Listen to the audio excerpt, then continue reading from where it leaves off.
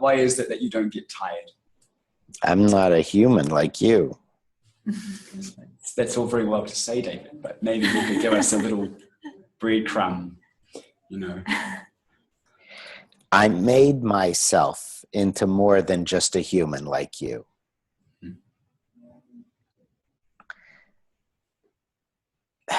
Physical energy to keep going for days without sleeping or eating or these things, most people would say, oh, that's not possible. Oh, you're going to get sick. Oh, I have to have my 8 hours of sleep. Oh, I have to have my 3 meals a day, or all of that. See, that's what humans believe. That's why you're just a human and I'm not, because I don't believe that.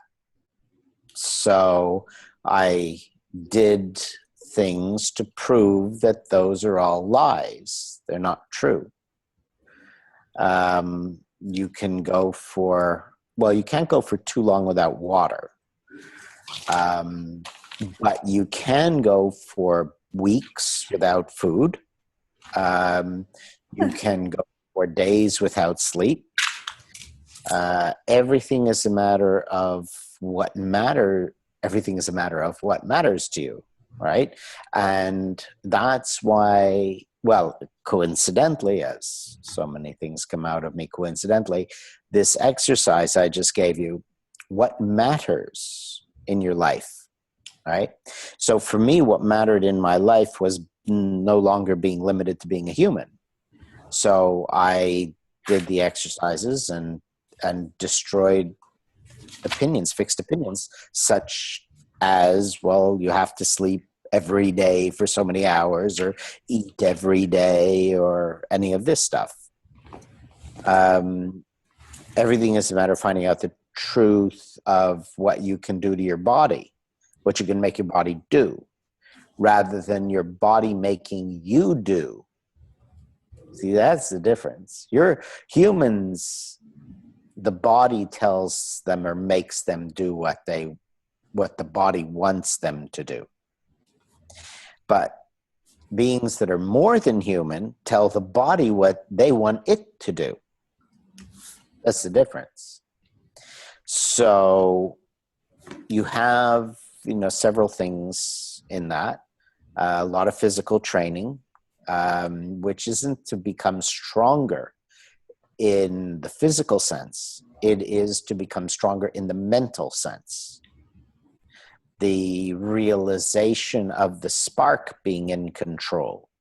So it's not making the spark in control by making it stronger, which is what you think.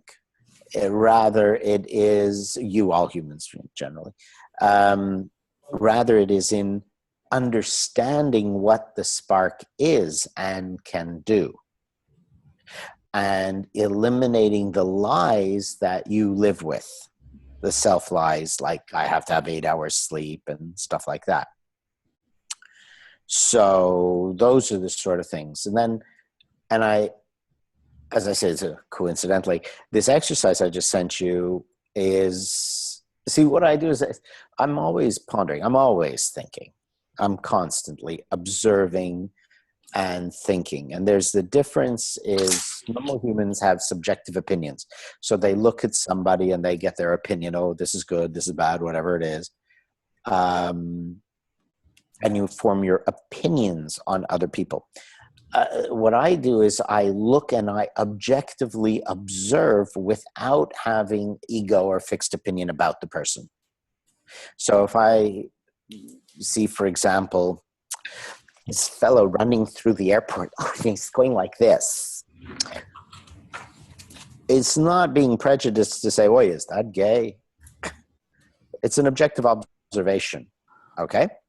So there's the difference, is that the objective observation may sound prejudiced to a person who has fixed opinions and is filled with prejudices. But when you have removed fixed opinions and your mind is truly open and free, then you just see everything objectively as it is. And at that point, you can start to learn and understand what the potential capacities are for your spark to control your body, to make it do what it wants, rather than your body making your spark be merely a human living within a human form. So, so that's why this thought came to me, thinking about things I hear people say. What matters to you? That's a very good exercise for you to do. What matters? Now, that could be my house, my car, my business, my career, my reputation, my body, my looks, my parents, my partner, my pet dog, my pet hamster, skiing, fishing, biking, whatever. Okay? List everything that matters to you. And this is a very good exercise that is going to help you see the truth about yourself. Now, one of the traits, or we can say differences between a human and a more than human, is that the human lives in complete lies about what they think is important to them. A lie is two different things. A lie is believing something that isn't true, and a lie is also ignoring something that is true. Okay, so there's the two kind of lies. Like, I believe you're wearing a yellow shirt, Andy. Okay, there's a lie, and I believe it's yellow. That's a lie. Let's see, something that isn't there that I'm ignoring. And I believe Sham is not here tonight. You know, something like that. That's not a good one, but you get the idea. You know, it's like, it is there and I don't see it. More like an emotional feeling with someone, or some sort of thing you haven't resolved with someone, undercurrent. Is that more an example? I have no idea. No. Regarding not seeing something that is there. Like if you ignore some kind of a undercurrent. We could take it if that fellow that Jenny worked with, no, she didn't work with Sky, she worked with this guy's wife. And he was an Indian, and he would not accept that he had gangrene in his toe, and his toe had to be cut off. So he says, nope, not true, not true. So it spread to his foot. And he still said, no, it's not there. I do not have gangrene. I don't see it. And he eventually lost his whole leg. Because if they didn't cut off his leg, it would have gone into his internal organs and he would have died. So this is it. So the lie is, it's not there. The gangrene is not there. My foot is not turning black, or whatever happens when you have gangrene. So it's in ignoring what is there. That's a lie. So believing there is something that isn't, which is, I'm completely objective and I am not opinionated in any way, or ignoring things that are there. So in order to become more than just a human, you have to know the truth of what you are, you know, which is eliminating your self-lies about yourself. Yeah. And sorry? I was clearing my throat. Oh, sorry. Okay. And this exercise, which is a constant thing to do, is writing down everything that matters to you. Right? Now, that isn't to say that there are things that are good or bad, or, you know, oh, this is a good thing, this is a bad thing, or this shouldn't matter to you and that should matter to you. No, that's not the point. The point is to see yourself, to see the truth about yourself. Okay? So we could say that is the main difference between a human and a more than human, is that the more than human sees the truth about themselves. And then there will be things which we would leave and accept, like I am not going to fly like a bird without an airplane. I'm not going to, you know, I just have to accept it. I'm stuck in this stupid limited body. All right, deal with it. Or things that are not true and or are detrimental, well, then we have to change those things. Okay? So It's merely in seeing the truth about yourself. Now, remember a couple of weeks ago, I said, what matters most to you? And many people are going to say my spiritual growth, my personal development, so and so, which is the biggest lie that anybody ever says. Okay. But you believe that to be true. And so you don't get anywhere because you're believing a lie. So obviously you cannot get anywhere if you don't know where you are. So by listing every single thing that matters to you, what you'll see what your true values are, which may shock you and disappoint you, but only then will you know where you are. And then you'll know in which direction to go, right? So if you are in Dunedin, which isn't that the southernmost part of New Zealand, right? And you don't know that you're in Dunedin, and you want to go to the South Island, and you just take a compass heading and head south, you're going to drown and die, aren't you? So you have to know where you are if you want to be able to succeed in achieving your goal without dying on the way. So by this exercise of listing everything that matters to you, first of all, you're going to be lying the whole time. You're going to do this exercise. Oh, yes, I did that exercise, and here's my list. No, lies, lies, lies, lies. Okay, so you have to really put in effort and enough time to objectively really make that an honest list of what matters. And it's for you. You don't have to share this with anybody, you know? And that's a good way to start seeing who you really are. Yeah. Yeah. David, going through things in my head, we're fragmented. So the spark, or, the Western mind of me would say things like spiritual development, meditation. But then there are other things which pop up, judging by how I use my time in my day. For example, I've moved house. The other night I spent 2 hours shopping online for things in my house. Like you would think, I would think if I was to be honest, that must matter to me. If I sacrifice my hour of meditation to shop online, then something about that, material possessions, must matter to me. And then in my head, I'm like, no, that doesn't matter to me at all. But it does. So when we're doing this exercise, do we have to listen to all the fragments? No, you're not listening. You're observing the evidence. You observe the evidence. What matters to you? What I just spent 2 hours doing. That's why you can't think. You have to see the evidence. So you could think what matters to you. Okay, my spiritual growth matters to me. Okay, that's what I believe. Right. Now, what's the evidence to prove that that is true? How much have I sacrificed in my life? How much do I practice? What am I actually doing to prove that it is true that my spiritual growth matters most to me? Okay. So our list that we're making is coming purely from our own evidence and actions in our own life, and we should not write down those things that spiritual development, if that just comes to mind and it's not. No.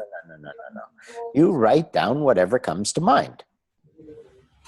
You write down whatever you think matters to you. Make that list. Whatever it is you think matters to you, you write it down. And then you start looking for evidence to prove, is this true or not? Okay. Right? Because you are a liar. Well, all humans are. All you can do is lie.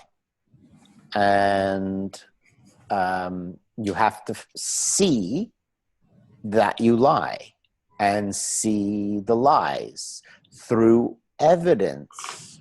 Unlike Donald Trump, who makes all his great claims, but there's no evidence. It's hard to believe. When he said there was, the garden all the way to the Washington Monument was full of people for my inauguration, and then the press shows a picture. Well, that evidence says he's a liar, or he believes a lie. So that's what you're trying to do. You make the statements, what matters to you, then you look for evidence and see, does this really matter or not? And you have two choices. You can say, well, I guess it doesn't matter and leave it. Or you can say, well, then I've got to prove that it matters and actually start doing something about it. It doesn't really, remember, the point is not what you believe or what you do. That's not the point. You want to be a hedonist? If that makes you happy, great. But be honest about being a hedonist. Don't imagine yourself to be spiritual. So we're just trying to see where you are without any opinions of good or bad about it. Okay? Yeah. Do we add, when we've written our list, and then oh my God. Okay, sorry.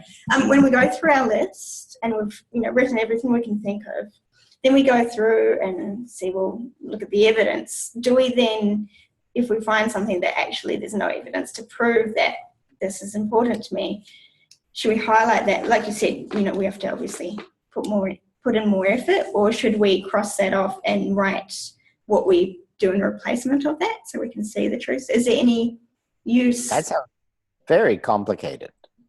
Just make a list of what you think matters to you and then just see, is it true or not? That's all. Okay. Very simple. It's another thing, the difference between humans and more than humans. We're very simple people. You guys are so complicated. It's incredible how complicated humans make things. And that's why you need to sleep so much. You dizzy yourself with your complications of the simplest things. Why do we make things complicated? Because in my mind, I'm just trying to really understand the exercise properly so I can do it properly. Trained to make things complicated is one answer. In other words, the Western educational system and the Western culture seems to like to make things complicated. That's one possibility. It's another one of the, in the layers of being, the personality, something you learn.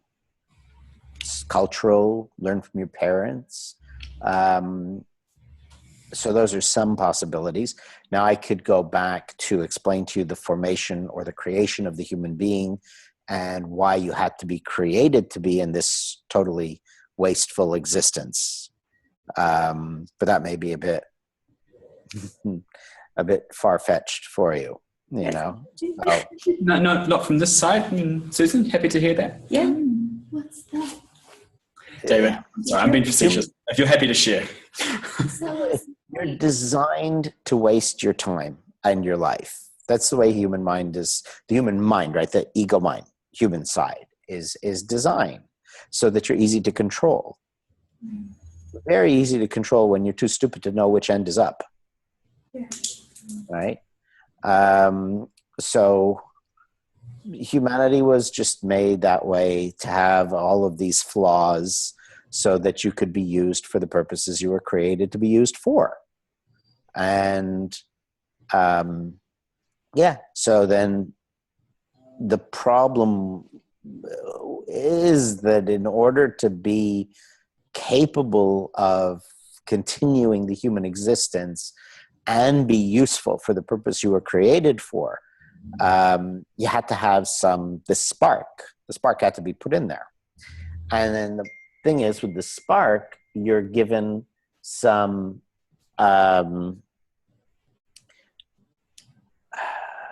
thoughts. You get thoughts. And you get ideas, grand ideas of what you could do or what you could be, because that's the potential of the spark. And every now and then you get some of those thoughts, right?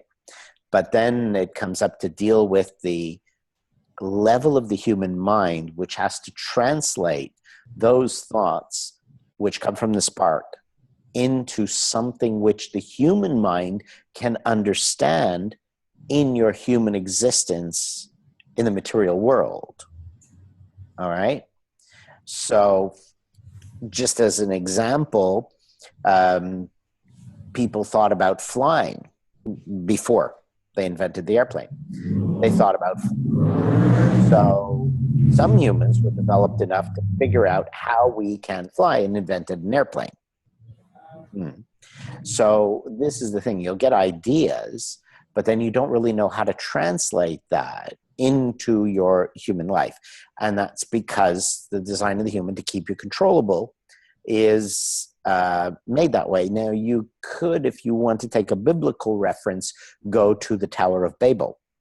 Right now, in the Bible, it says everybody knew God, and we were all kind of enlightened, and every human spoke the same language, and so on. And then we started to build a tower. Do you want to ask a question? Yes, I'm just. Can you give me some heads up? Because I'm late. I don't know if I get lost or what you're talking about. No, I just talk in circles most of the time, anyway. But you didn't miss anything much, did she? We didn't really say anything before she came. No. We're just talking about, the idea of finding what we really are so that you can reach a higher potential of your mental capacities as well as your physical capacities. So improving the sharpness of your mind and your health and mastering your body such that you will be able to sleep less, eat less, and have more energy and more power. That sort of thing. So anyway, you do have me going off on a tangent, but so we built this tower because we were going to get up to God. Now the gods are, you can keep thinking about whatever you think the gods are. Maybe one day we'll go into that. But so God destroyed the tower and made everybody speak a totally different language, so no one could communicate. So they couldn't. Now, because you see, humans, look at Greek mythology, okay, Hindu mythology. The gods got their power from the prayers of the humans. Okay, so our prayers and devotions, the sacrifices, if you look at the Bible, the sacrifices, that gave the gods power. It was our devotion, our praise. Basically, this law of attraction stuff, right? Or Think and Grow Rich. The more you focus your mind on any one particular thought, then that gives it the power to happen. Gandhi said, if I repeat a thing long enough, I shall surely become that way. So what happened was, long ago, when the gods were still here, we were created to give this mental energy through our prayers and devotions that they feed on. Okay? So that's why we had to have a spark. We had to have this divine energy in us, because that is the power that got translated through the human side of it, which you would then focus that energy onto the God that you're praying to and devoted to. Okay? And they fed on that energy. So that's why we're here. One of the reasons anyway. And so what happens is what happened, we started to realize that, hey, these guys were kind of coming and abusing us, using and abusing humans. They liked our pretty women. They were having sex with them. They were using the men as slaves to do all kinds of things and whatnot. So humans eventually revolted and stopped praying and honoring these gods. So our minds had to be distorted enough so that you couldn't stay focused on any one thought long enough that you would build up enough power within yourself to awaken and then become like the gods. Okay? Now, as bizarre as this sounds, it's all in the Bible. It's all in the Old Testament. Everything is there, and in the mythologies. So that's why, we weren't supposed to eat of the tree of knowledge of good and evil, and what was it God said to whom? We don't really know, or they don't tell you that part.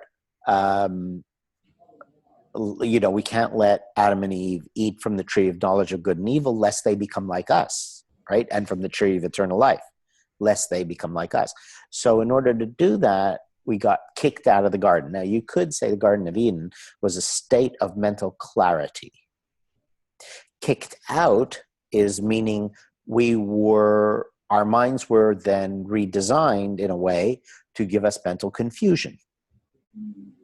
So the more you develop mental clarity, the more you raise your level from a normal human to that of more than just human, to the level of, ultimately you could say, to the level of a god. Now the gods, you have to get rid of your religious idea of God. Okay, that's total rubbish. It's not religions at all. Gods are just other beings that had powers far superior to the animal human that existed. And so they appeared like gods, as you can tie your shoelaces and appear like a god to a 3-year-old. Merely, better powers, better knowledge, better ability. And so then they give us that. So our work, if you say spiritual development or something like that, if you wish to become more than just a human, you have to do the things which give you mental clarity. And with that mental clarity, you can then have a mind that becomes objective and sees all things objectively. When you can see things objectively, there's a few things that happen. The first is you know what's going on, so you don't screw up. And the more important thing is you don't waste a lot of energy running in circles, wasting your time. So you have a lot more power and you know what's really going on, so you can conduct yourself in a better way, right? And so in this way, you become more like the gods. You develop the ability to go for days without sleeping and still have lots of energy or whatever it is. Okay. And so that's why this exercise of listing everything that matters will basically show you, are you just a human? And you're always going to be just a human. And be happy with it. I mean, that makes you happy. Go have a good time, right?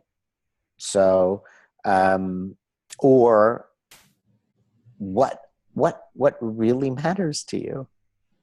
What do you really, what's your life really about? It's a matter of finding that out. So if you say, oh, I wish I could go for days without sleep and have unlimited energy, and it's like in the airport in Mali last night, I guess that was. Yeah. Just there chatting to people, and a couple of people working at a shop there in the airport, and talking, and the boy, he just says, oh, you got to do what makes you happy, right? And I said, no, wrong. You got to do what the right thing is. Don't do what makes you happy. Do what the right thing is. But for humans, you can't do the right thing. You have to do what makes you happy, because that's all you're capable of. Because you've never actually explored any level deeper than simply your humanity. Now, if you want to have the abilities of tremendous energy or clarity of mind, then you have to become more than a human, and you have to do what is right, not just what makes you happy. But you can't do what is right until you can see things objectively, so you know what is right. Okay, so you see how all of this is sort of in a circle and connected to, in a way, we're saying, no, don't do what makes you happy, but you have to do what makes you happy to have more energy, to be more creative, so that you are happier. It's ironic that to be happy is to be selfless, but you can't be selfless until you have mastered your selfishness and your limited mind. And which are all the little things that I keep feeding to you. All these little thoughts and ideas, which nobody tends to really get or work with, but I keep throwing out the seeds in every talk and in everything I write.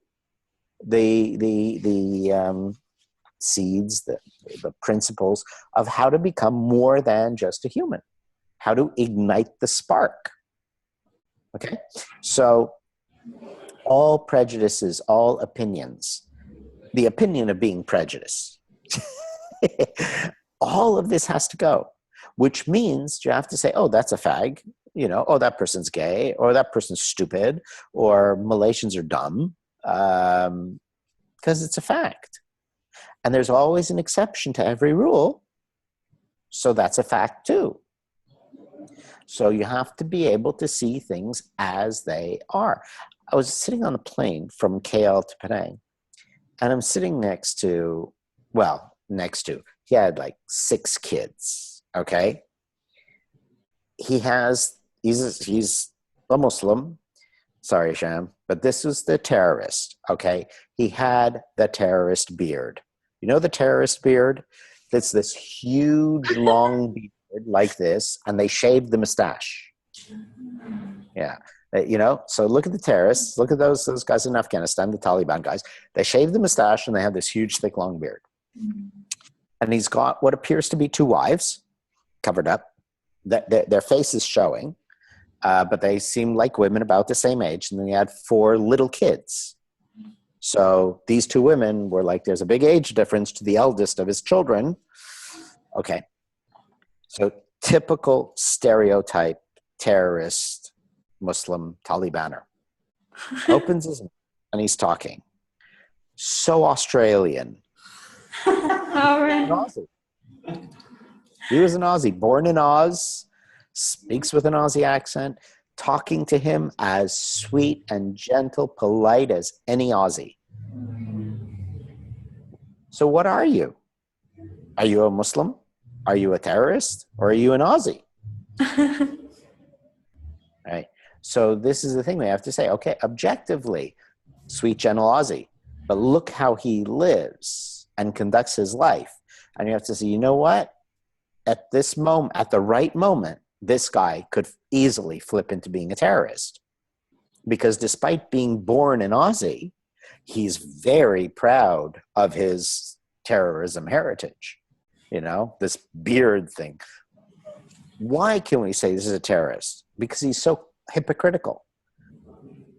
Islam teaches you, you don't dress in styles. You don't dress in uniforms. You don't do things to look this way. There's no image to it.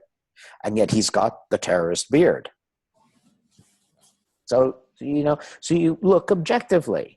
And you say the guy says, oh, I'm a good Muslim. Yeah, but look at the way you're living and acting and behaving and treating the women and with this beard, and you're not actually being an Australian, even though you're born in Australia. You're being like an Afghanistani. So you got to say, objectively, this is on you got to watch for. Now, that's not being opinionated. It's not being prejudiced. It's being objective. Now, he might be a lovely guy the rest of his life. So there's always room for exceptions, okay? But you have to know what, I mean, it's just a typical example that, you know, from on the plane today. But you have to do that with everything, right? So if you see a Haitian guy from Haiti in the Caribbean, black guy, and you say, ooh, watch out for him, he's dangerous. Oh, how can you be prejudiced because he's black? He's a Haitian. 99% of them are rapists and murderers. That's a fact. Go to Haiti. Check it out. Okay? I've been there. I live in Montreal where the Haitians have moved to Montreal. And we know what the neighborhoods are like. When they move into a neighborhood, there's trouble. People have abandoned apartment buildings that they owned because the Haitians moved in. And you can't go collect the rent because they kill you. And it happens. So you have to assume a stereotype. Otherwise, you're going to go and rent your apartment to a Haitian, try and collect the rent, and get killed. Okay? So you see, we objectively have to accept that. And to say, oh, that's prejudice, that's wrong. You know, there were 2 lesbian Americans in the hotel. They wrote in the book, you know, guest book, oh, place is lovely, but people are so narrow-minded here, and they're so rude, and they don't accept anyone who's different. And like, I've been, dining with them for 6 days. They were treated beautifully. No one had prejudice, but they have a prejudice that people have a prejudice against them. So they create trouble. Okay. So you see what I mean? Objective view of what is not being prejudiced or opinionated. It is being wise. So you have to develop that difference between being opinionated and subjective versus objective. Now, the difference is opinionated is this is it. This is what I believe, and that's how it is. Objective looks at evidence and says, well, evidence says we have a 98% chance this is how it is, but I'm ready to change or make an exception for the individual. Okay. All of this, Susan, is about, because I go for days without sleep sometimes and such, and I always have more energy. Like, I haven't slept for a couple of days now because of traveling and such. Is to get this energy, you have to develop this objective attitude, because your subjective opinions drain your energy.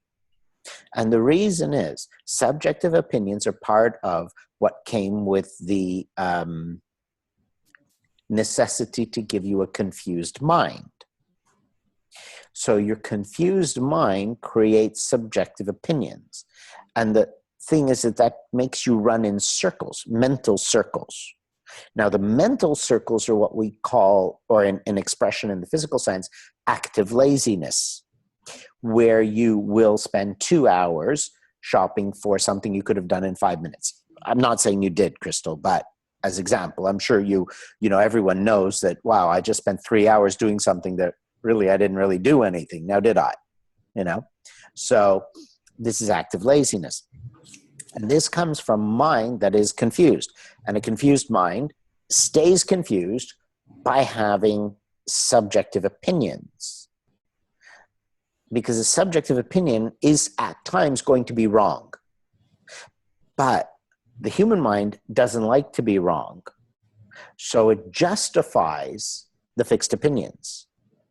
And that requires a tremendous amount of self-lying and mental energy going in circles, so that you can forget that you just lied or you have this fixed opinion. And that's why you can spend 3 hours doing something that could take 2 minutes. So it takes you that long to forget what you were actually believing, right? So that's where all your energy gets wasted, right? So you're wasting all your energy. It's kind of like having an airplane with a full fuel tank and then opening the drain at the bottom of it. You don't go very far because you just pissed out all the fuel. So that's basically what you do with your confused mind, right? So Susan, like for you, you want to be happy. You want to find contentment. This is exactly how to do that, is by the elimination of the fixed opinions and the mind that runs in circles, right? So by being totally objective, the mind is extremely clear, and that leads to a peaceful mind, content mind. And with that, what matters to you, your list you'll make, which is an ongoing thing. You don't just sit and say, okay, I'll spend 5 minutes doing it, and okay, that's enough. No. You will, over the years, because it might take you years and years and years, come to see that the only true happiness is knowing that you are useful in some way. Now, in what way are you useful? Or another way to say it is, how does one define being useful? Okay, this is another topic. Okay, how does one define being useful? Now, you have to be useful, or you will have guilt or some, all kinds of negative things, right? I'm useless and self-pity and all that stuff. Okay, so you have to be useful. Now, here's again where you are as humans limited, because you have a preconceived definition of what being useful is. Right? Now, who is extremely useful is a sheep, because we get his wool and then we eat him. Very useful creature. And he keeps the grass short. It does, yes. It helps you from mowing the lawn.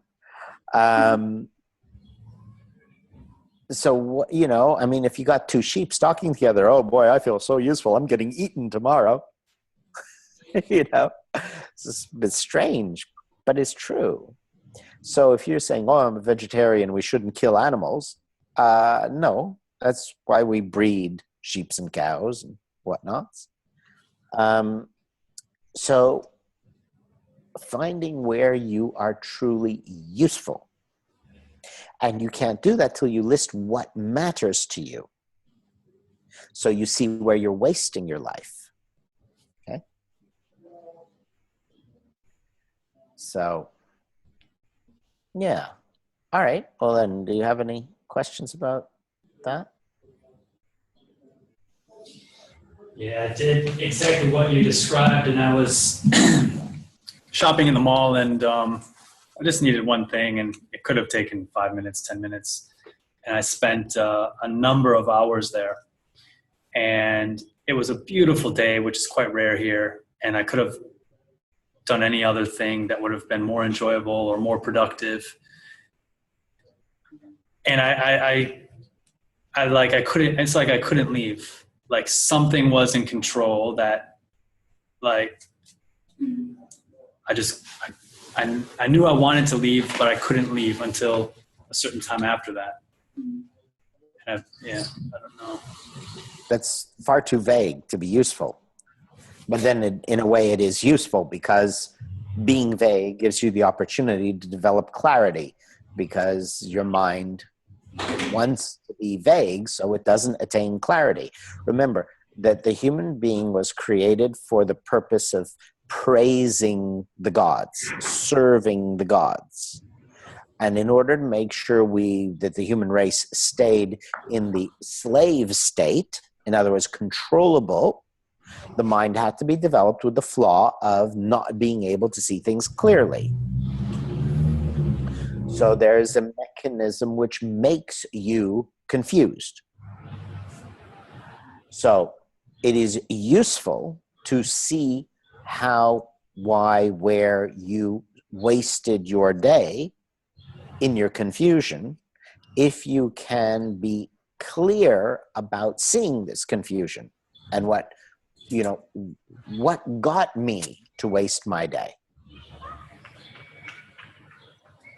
So it's like I would have a thought of like, oh my gosh, I've been here like 3 hours. I should really go. It's nice outside. I should go do something else. But then it's like my body would just keep walking to the next store or looking at the next item. And it's like none of those thoughts of leaving were strong enough to get my legs to walk out of that building. Because you don't know what matters to you. So if you do not know, if you do not put in the effort to cultivate your being and be clear about what matters to you, you will then work with the default of the design, which is to make sure absolutely nothing matters to you, so that you will waste your entire life and be a very useful sheep. That's what I'm doing, but I feel so incredibly frustrated by this as well. Of course, because remember that in order to be useful, that we produce a food that the gods can eat, they have to implant the spark within us. And the spark knows better. At the human levels, keep it confused so that you cannot get out of this endless loop of stupidity. So it's like a trick. One could call it, yes. You're designed to trick yourself. So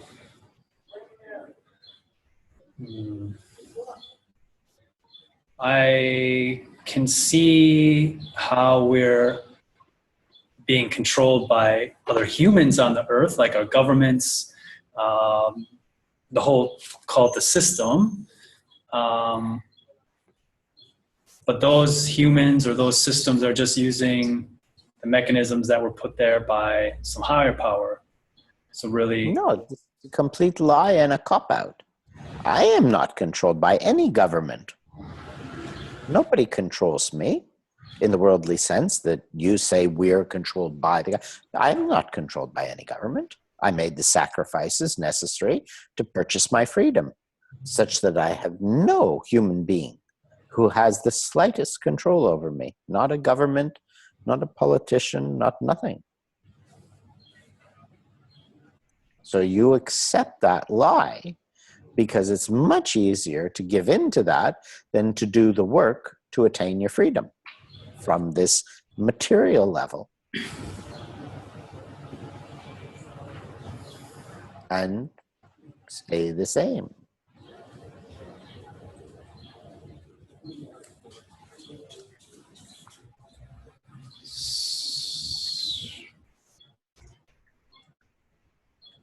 If you don't like it, then you have to do what it takes to change it. And it is a very difficult, long, persistent effort.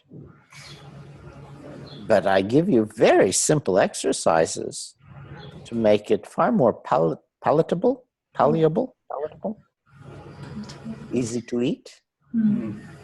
I cut your steak into teeny weeny little pieces, easy to chew. Cheers. Thanks. Yeah, but you still spit it out. You still don't eat it. Okay, thanks. Go get my water bottle. Here. Okay. Right. So. Okay. So this is it, huh? What? I was just going to say, David, it's interesting that I think there's nothing like death staring you in the face to make you really know what really matters. I mean, with patients, it's often a question that I ask them, and it simplifies it so to a completely different level. Mm-hmm. And when it's patience, when it is a young person, when it is a young person, when it is a patient, when it is a young person, when it is someone you love, when it is someone you love who is young. Okay, so you have these 4 levels of how death will affect you. All right, and then you start seeing people dropping dead left and right, of all ages, and you say, "What the hell for?" So now you can get totally disillusioned, or you can say, "Yeah, but there's got to be a reason." And in order to find it, you need this mental clarity that I'm talking about. And I'm trying to give you the ways to attain this mental clarity so you will be able to understand what for. And on the way, you will find, Susan, a greater happiness and peace within yourself. Yeah. So it's just that, it's not like this. It's kind of like that. The path to happiness isn't like this. It's kind of like twisty and goes all over the place until you get there. It doesn't seem to make sense. And that's where the problem is, getting humans to follow it. Because, like Chris always wants to know, and if I do this, I will get this, and I'll get it tomorrow. If I do this, I don't see what I'm going to get if I do that, so I won't do it. And there's the problem, you see. So you have to, that's where faith, trust, devotion to the teacher comes in. And that's where human arrogance prevents you from getting anywhere. Because you figure, I can't understand it, therefore it can't be right. I can't see it, therefore it cannot be true. And then you don't do anything. right?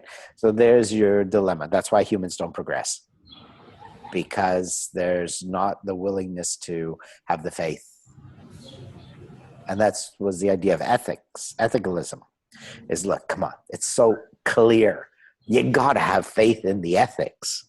How can you, not, it's not a person, it's not me, it's a simple principle of living that's very easy to see. If I do this, I will feel better.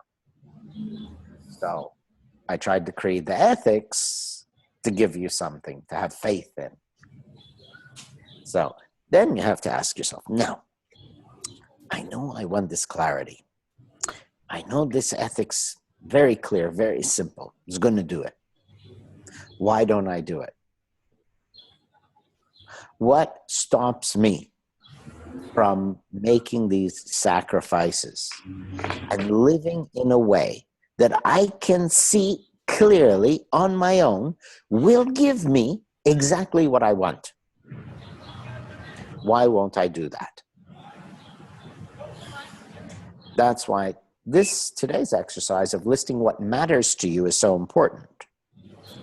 Because what we really want to do is show you what matters to you, make you see, rather, what matters to you, and make you realize that all of these things you think matter to you are merely excuses for active laziness.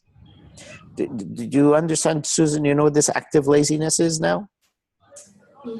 Quite Yeah? lazy, very lazy. Because It's lazy it stops you. You're very lazy, it stops you to do something. yes. So you get busy doing something else so that you don't have time to do what's important. That's right. That's exactly happened to me. Okay. Yeah. Yeah. So this is the active laziness. It's like, I know I should meditate. Oh, but I need to wash the dishes. I need to clean the bathroom. I need to read a magazine. Oh my God, it's too late. I can't meditate. So what's the reason behind it you do this? Because I feel like I'm not normal. It wasn't me when I was doing this. Yeah. Well, it's every human being. Every human being does the same thing. So, and this is where you have to take a little bit of a step out of the box and say, okay, why? And when you look at people just dying and so on, and you say, why? What is the point? Yeah. So I know what is why. Because, for example, I have to file my Canadian taxes, and I keep on don't doing it because I'm a non-resident now, and I can file it in 2 years. But however, if I file it earlier, I will get something. The reason I don't want to do it is because I don't like my computer. I don't like my desk. I like where I used to sit when I was in Canada. I like the table. I like my desk. I like sit there to do my work. But now I'm changed here. I'm not get used to. So I don't want to do a lot of things. Okay. So no offense, but could you think of anything stupider to say? Right now, if you think about these reasons of not doing the taxes to get money, Yeah. they're really stupid reasons, aren't they? Yeah. It'd be hard to find a stupider reason not to do the taxes. I don't like my desk. I don't like where I'm sitting now. Come on, what are you, 2 years old? Well, so this again is the point. You give your excuses and you say, this is totally stupid. What kind of excuse is this? So we want to see these kind of lies that we tell ourselves and stop believing them. We need to expose all our lies. So that's why, so what I was saying is that, excuse me, so we look at life and so on. So what's the point? What's the point? What's the point of my existence? What's the point of anything? And he'll say, but there is a point. There's got to be a point. Why can't I keep my mind focused? Why are all humans like this, with active laziness and coming up with the most ridiculous excuses not to do a simple thing, which would give me a benefit? Why? Normally what you do is you go, why is it? It's crazy. too hard to think about it. And you don't think about it. So you stay the same your whole life. Right. So this is where I say we have to take this kind of leap out of the box and say, well, there is a good reason why I am designed to totally waste my entire existence. There's a reason. I don't know what it is, perhaps. But there is a reason. For everything, there is a reason. So I need to open my mind in a way that I can find out what that reason is. And if I can find out what that reason is, I might be able to overcome it. But it's a reason which goes beyond and defies all logic and common sense. It makes no sense whatsoever, right? It has to be something that is totally illogical to your mind, because if it were logical, you would have figured it out. If it were something that could make sense, your intellectual aspect of your mind would have been able, somebody, at least somebody out of the 7-something billion people on the planet, would have figured it out. So therefore, it is something that is totally out of the box. Totally bizarre. Now, how can you understand something that you have no possibility of understanding?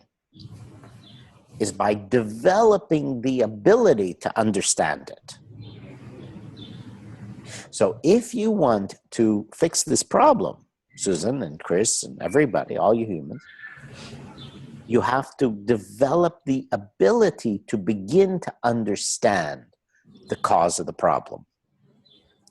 But instead, you keep focusing on trying to solve the problem, which you're not capable of doing because you don't have the ability to. You follow the circle? So you need to work on eliminating the lies about what matters to you, by eliminating the lie, so that we discover what matters to you, so you don't waste 3 hours in the mall doing nothing. Yeah. Go ahead, do you mean that I said my excuse is a lie? But that's what I really feel. Yeah, but come on. Now, if somebody else told you, if I file my taxes, I'm going to get back a couple of $1,000 refund, but I'm not doing it because I don't like my desk. Aren't you going to laugh at them? Come on, that's a ridiculous excuse. Because I feel like I couldn't print out my paper right away, and I do have a computer, but it was in another room. I don't know how to connect the computer, the printer with my computer, so I just don't want to do it. And you couldn't find someone to help you plug it in? I can plug it in, but I don't like the position that the printer has to be put there. Bad feng shui? What is it? What's that? Feng shui. Feng shui. The bad feng shui, geomancy, the position of things. Come on. If somebody told you that, Susan, wouldn't you laugh at them? You don't like the position of your printer? Move it. Then move it. Come on. And if you need to move it so you print it out, then put it back where you don't like it. I don't like the plug in the house because it is not plugged in the wall. It was a plug like that. I feel it's not safe. Like the one you're looking at, which is about to jump off the floor and bite you in the nose, right? Very dangerous. Are you getting to see how silly your excuses sound? Yeah.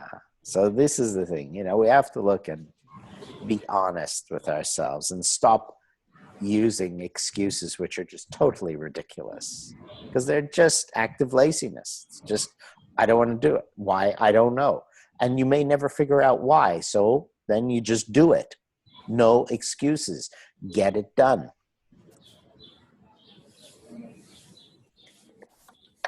You'll never progress. Okay, if the mind is designed with the flaw of active laziness so that you do not progress, it is quite logical to assume that as long as you allow that flaw to continue to control you, you will never change and never progress.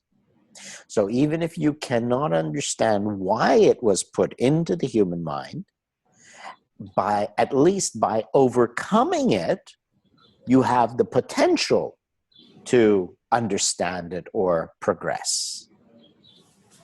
So you find all your excuses and do not allow them to control you anymore.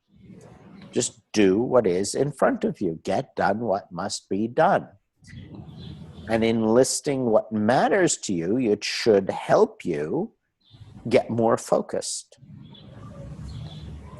It goes for everybody, not just Susan, right? Because the idea is when we are at the mall wasting time, that should pop into our head and remind us, is this in lines of the work that I'm here for? Well, does this really matter to me? Is this one of the things on my list of what matters to me in my life? Okay.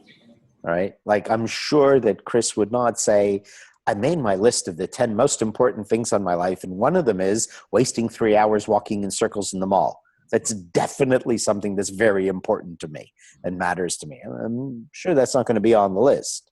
So if you make the list when you are doing something which is contrary to the items on the list, hopefully you will not do it because you have documented what does matter. You have given it some clarity so that you can see through the fog of the current state of your mind.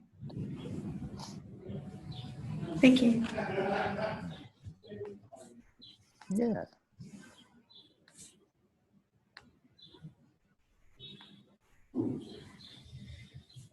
I was talking with someone else, and they kind of indicated that we both kind of were talking about how, life in general seems pointless. And I think you've mentioned before something like, because we don't see the point, we can't get ourselves to work towards something, right? But I see examples of so many other people, and it's like they appear to be, if it's the truth that life is pointless, they appear to be completely oblivious to this fact that life is pointless. But because of that, they're actually able to do the work and get somewhere and be really successful. So what is that? Well, they found a point to life. But we're saying there is no point, so they're fooling themselves, yet they're the more successful ones. Successful is a relative term, but yes, they see a point to life. And that could be having kids to carry your family name, even though you can't afford it because, you have no money to feed yourself and your wife, but you want to have 3 kids so that your family name carries on. And to them, that's a point to life. I don't know if I wrote it or told anybody, but humans live for their business, make a money, build an empire, for their family, to have children, to raise a family. Everyone has something they live for, and they spend their entire life living for this thing that is totally futile, because in the end, you all die anyway. I, on the other hand, live for experience. I live for experiences, okay? So that's something different, because the experiences that I live for transform my being into something more than just a human. You're not talking about experiences like traveling and rafting and rock climbing, right? Or are you? Depends on how I use the experience. I live for experiences to make me into more than just a human being. But it's a pretty general term. I mean, it could be really taken a lot of different ways. Like experience maybe means sleeping with a lot of people, or, it can be any number of things. So you could sleep with a lot of people so that you realize the pointlessness of sex, that it isn't that great thing to live for. You know, for me, snorkeling, because I had this terrible fear of water. So I do a lot of snorkeling, so I overcome the fear. Yeah, there may be, you know, maybe. We don't know. Everybody is different.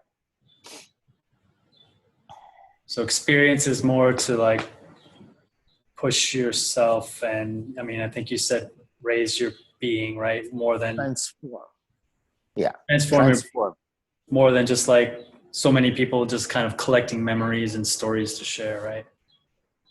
Correct. And some people collect coffee cups from every city they've been to, or T-shirts, or souvenirs. Or one fellow I know collected Zippo lighters, because, you know, Zippo is a particular kind of lighter, and they made a series of, I don't remember what the hell it was. Maybe it was flags of the countries. So he collected every Zippo lighter with a flag of every country or some stupidity like this. Yeah. So people do collect the oddest things. And experiences are as well that. But I live for experiences which will transform my being. That's different. But humans generally live for building up wealth, building an empire, building a family, whatever, having children, and so on, despite the misery that that brings to them and the children eventually, and to the future generations. But nobody sees that because that's what they want to do. They have found purpose in that. And if they found purpose, you find purpose in something, then it makes you happy, right? If you cannot find purpose in any of these things, that's why you come and listen to me talk, because I'm trying to show you how you can find a purpose when you cannot find purpose in any of the normal mundane human things. Did you want to say something, Crystal, or were you clearing your throat again? Yeah, what was I? Oh, yeah, no, it's okay. It's not relevant. I was just saying it. Yeah, it's surprising how so many people, it's not relevant, obviously. You just answered it. I thought you heard me. And that goes back again to the design of the human ego mind, which was designed to keep you confused and preoccupied with the most mundane, pointless things, and seeing them as tremendously valuable and important, so that you can pass your existence and be a good little sheep and serve your purpose. So who's ahead of the game? Is it those people that are finding these random purposes and achieving them, or people that can't find any purpose? That question is futile. The only question worthy of asking is, how can I make myself a better person? But your question is a wonderful example of active laziness. I will not look at myself. I'm too busy looking at everybody else.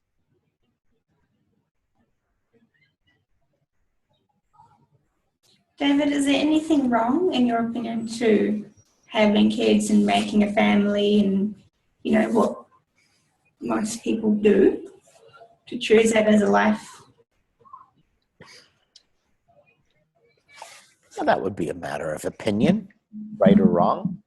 I'm of the opinion it is wrong. If everyone had my opinion, there'd be no humans in one generation, or in 100 years, or whatever it takes to age and die off without reproducing. So that might be wrong. So it's really up to everybody. I personally have my feelings about it. If one is on a spiritual path, maybe that will get a different answer. Well, I mean, there's a lot of different opinions and different stories. You know, for example, there's the Sufi story of this fellow who used to regularly achieve divine unity, you know, union with God. He'd go off. He'd had a family, a wife and kids. And he'd go off in the mountains, this little mountain cave, and he'd have this, you know, and he goes off one time, and and he's in unity with God. And he said, please, I beg of you, remove all obstacles that are preventing me from having this unity as a permanent state. Anyway, and he finishes his meditation and he goes home and he finds his wife and children all dead. So there's a Sufi story for you. Thanks. Is it a wife and children? Or is it his attachment Yeah. to the wife and children? Or is it that he had given his life's purpose raising this family? Did it give his ego a sense of identity because he has this wife and children who are dependent on him, so it makes him feel important? You see, and that's the danger of teaching stories, is that people don't really understand how to interpret them well. So you're going to take a story, think you understand it, and only mislead yourself. You have to learn, I mean, this goes back to what I was saying in the beginning, is that you must clear your mind of subjective opinions and have a mind that is clear and can see things objectively. And then you can read a story as that one and see it from many different possibilities so that you don't form yet further fixed opinions. Because that story in itself would tell you, oh, wife and children are very bad to have. They separate me from God. And then you're going to form that fixed opinion. But as I just showed you, maybe it was his ego attachment. Maybe it's just a symbol. Maybe he's, cleaving to material life to propagate his name in a human sense rather than truly let go. The highest state we could ever hope to achieve is total annihilation, where there's no trace of anything about you left. That's very confusing, isn't it? Go jump off a building, kill yourself. There, you'll be annihilated. No, not really. No. So you see, it's very dangerous, all of these teaching stories. And that's the bad part of your world today, is that everything is out there for all you people to read and misinterpret. So be careful. Work more on developing the mind that can see all possibilities simultaneously. All right? And then, of course, for every person, every story has its own meaning. For two people, it would have totally different meanings, and each one is correct. It's like the Buddha story of the fellow goes up to Buddha and he says, does the dog have a Buddha nature? And the Buddha says, no. And then somebody else asked him, does the dog have a Buddha nature? And he said, yes. And somebody said, how can it be? No, yes. Which is it? He says, well, for that person, what he was really asking has nothing to do with the dog and Buddha nature. So I gave him an answer that was appropriate to what was really in the depth of his mind, what he was really asking. And for the other guy, again, it had nothing to do with the Buddha nature or the dog. And he had another kind of question to which the answer, yes, was appropriate for him to get an answer to what he was really asking. Because the Buddha has objective view, so he could see what's really behind the question of each person and gave an answer appropriate to that person and their own individual question. And that's what teaching stories are about. They should give each one an answer appropriate to them. But unfortunately, since you don't have the ability to see or hear or read clearly, then you only get it wrong, because you're functioning through the defective, distorted human mind, whose design is to make sure you stay confused. Right? So that's why we have to work on this objectivity, removing opinions, which is opinions of electric plugs and printers and desks and countries and all of that. Those are just opinions, Susan. You have to get rid of all the opinions and just do what has to be done. Right? Do you eat? Do you sleep? Do you go to the toilet? Why? Is it fun? Sometimes, but not always. But you do it because it has to be done. So your taxes also must be done. What if you said, I don't like my dishes, I'm going to stop eating? What if you said, I don't like my shower, I'm never going to wash again? I don't like my toilet, I'm never going to go pee or poo again because I don't like my toilet. Huh? It's no different. None of these silly opinions and excuses. You have to just simply do what must be done. And that is how we become objective. Okay? Subjective, you stay human and subjective because I don't like my desk, I don't like this, I don't like that. Okay. All of these very limited human ego opinions which control your decisions and your actions must be overcome, and you do what needs to be done in spite of the conditions not being pleasant or favorable. And this is how you elevate your being to become more objective and clear-sighted. Because you are looking beyond the thing in front of you, meaning I'm looking beyond my computer to see the taxes, to get the refund, so that I no longer have to think about doing the taxes. So my mind can move forward because it's got one less thing to think about. Okay? So that's how you have to see everything.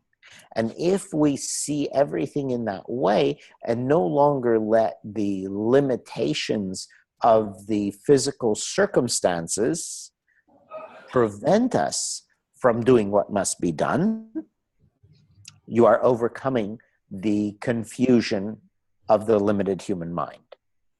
Because they're not really physical. Sorry, what was the word? Physical. Because they're not really limited circumstances. What was it you just said about not letting the something prevent you from what needs to be done? The excuses Okay. of your That answers my question. Yeah. not doing. Yeah. Yeah. Okay.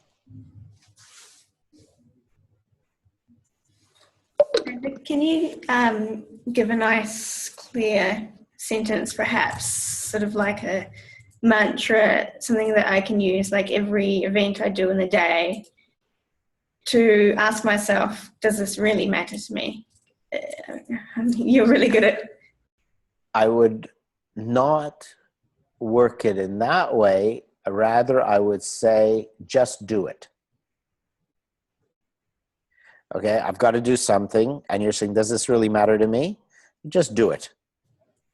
Sorry. Okay, that makes sense for this. I've actually backtracked and gone, sorry, I should have said to the previous conversation how we were talking about, wasting time in malls and getting our clear focus towards our goal. Yep. Every new event, it'd be nice to get the mind in a habitual questioning. Can you Just do it. Because when you just do immediately any of these things that pop into your mind, like you're talking about, you will have, through your own personal experience, seen the pointlessness and futility in it. And only that way will you no longer continue to do or chase the pointless things. Oh. So when you're in a more wasting time, just do it and keep wasting time. Well, no, sorry. You see. Do the thing, you won't be wasting time. You waste time by thinking about doing something. That's the wasting time. Like, I've got to clean my kitchen.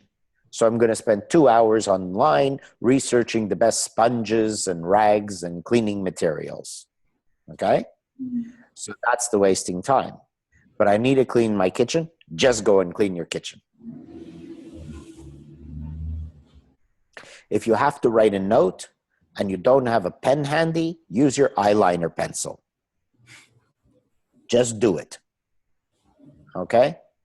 So that's how you overcome it. No excuses. That's how you overcome Yes. laziness. Oh, sorry. The confusions. Yeah.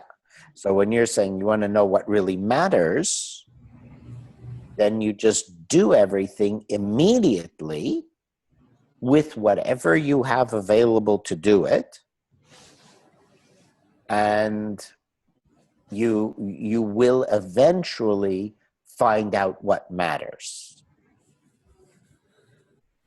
For example, cleaning products. Oh, you've got a cleaning product for the sink and a cleaning product for the glass and a cleaning product for the toilet and so many, 20 different cleaning products, each for their own purpose, right?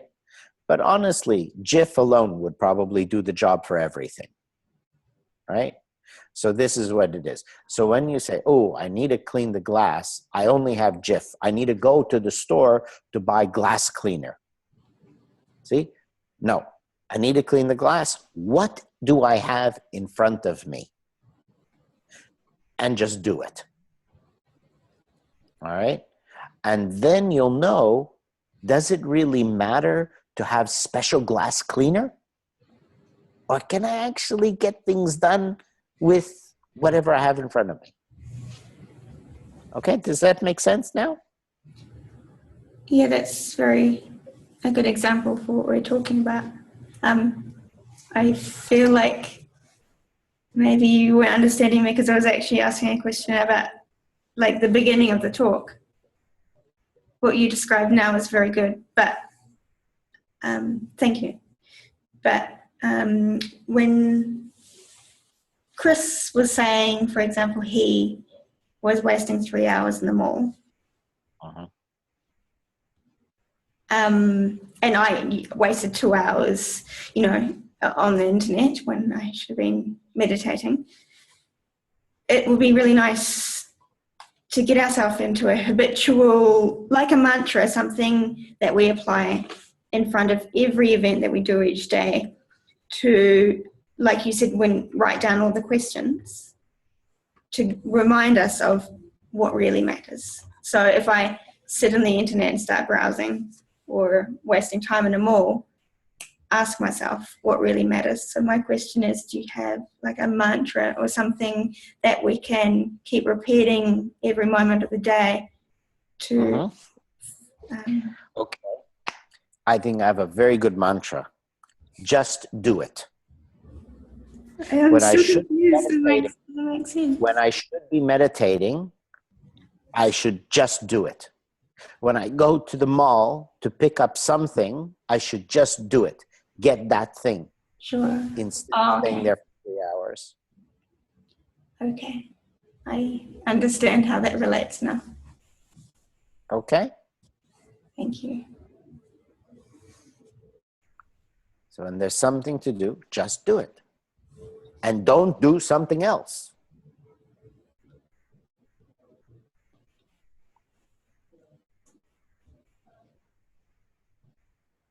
But we'll do other things as well, won't we? Like we'll want to go to a social event that really isn't on the path of spiritual development, for example. Who says it isn't? Social events with mindless idiots is extremely valuable opportunity to develop your spirituality, because you get to be there to be in total observation. You observe your mind, where you practice not speaking. You observe your manners by practice being respectful to other people.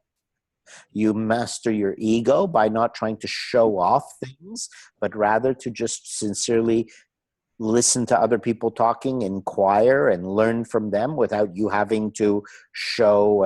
It's one of those ethics that you don't always have to up the other person by saying, oh, and I did this and I did that also.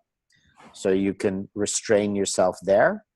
You can silently stand in a corner and observe people, get opinions of people, and then continue to observe them through the night and see their actions and listen to what they say to determine, was I right or wrong? Was I being opinionated or truly objective?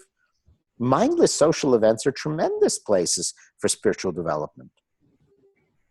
If you really develop yourself spiritually, that was. Yeah. Also, some people have to be, and in certain times we have to also be very careful what environments we put ourselves in, because some people aren't strong enough to not be led astray, on the wrong path, mixing why with they the stay wrong weak. people. That's exactly why they stay weak, because those people who are not strong enough not to be led astray are that way because they are not doing the things to become stronger. Which is that practice, observation, analyzation, reflection. Okay. Analyzation. Don't know if that's a real word yet, but maybe it will be now. Yes. Analyzing, Oh. analyzing, reflecting. Yeah. So all the things, the exercises are all there. And you have just been a very good little human being using excuses and justification and saying, oh, but I'm not strong enough to be not led astray, so I have to avoid, right? Mm. Well, yeah, for example, all my flatmates and work friends went out to a big, ravey, noisy gig, and there's alcohol and loud music everywhere, and I just don't relate to it at all. So I, decline from ever doing things like this, because it's just very, for me, I thought, a waste of time, counterproductive, a lot of bombardment of... But is that every social event? You see, you're very good. You're really good at manipulating situations to get the answers you want to hear. Mm-hmm. You ask a question about, everybody does this. Crystal's just, I think, the master of it. You ask a question that is, social events, which could be a dinner party with 4 or 5 other people. And it turns out you're really asking about going to a rave with drinking, drugs, and loud music. No, Well, just now, that was just an example of... But you see how your mind, and everybody is doing this, you can all learn from it. She's just really the expert at it.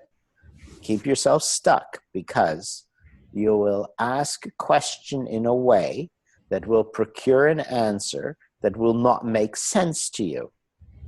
Because my answer is incorrect. If you had clearly asked the question, instead of saying a social event, said some kind of big bar drinking drug party, I would have said, of course you avoid that.